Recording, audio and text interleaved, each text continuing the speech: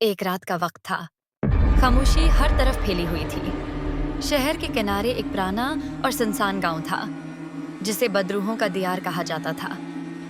इस गांव की कहानी मशहूर थी कि यहाँ हर रात आसिब नमूदार होते हैं और लोगों की जिंदगियों में खौफ भरते हैं। हसन, एक नौजवान जो हालात के बाद मजबूरन इस गांव से गुजरने लगा। जैसे ही वो गांव के करीब पहुंचा, उसकी मोटरसाइकिल की रोशनी बुझ गई। अंधेरा ऐसा था कि कुछ नजर नहीं आ रहा था। उसने अपनी जेब से मोबाइल निकाला, मगर वो भी खराब हो चुका था। अचानक एक झटके के साथ हुआ चलने लगी और उसके कानों में धीमी सी सरगोशियां सुनाई देने लगीं। वो खौफजदा हुआ, मगर चलता रहा। रास्ते में उसे एक अजाड़ शख्सता हवेली नजर आई। इसके दिल में अजीब सी कशिश पैदा हुई कि इस हवेली के अंदर जाकर देखे कि क्या है। अंदर दाखिल होते ही उसे लगने लगा कि किसी की आंखें उस पर गड़ी हैं। वो पीछे मुड़ा, मगर कुछ नजर न आया।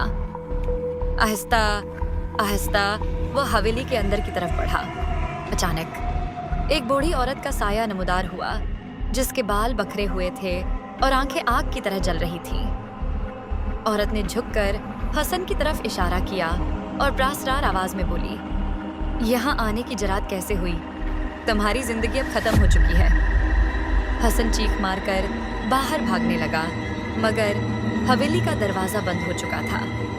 तभी उसे अपने कंधे पर एक बर्फीले हाथ का लम्स महसूस हुआ, जैसे कि मौत उसे अपनी गिरफ्त में ले रही हो।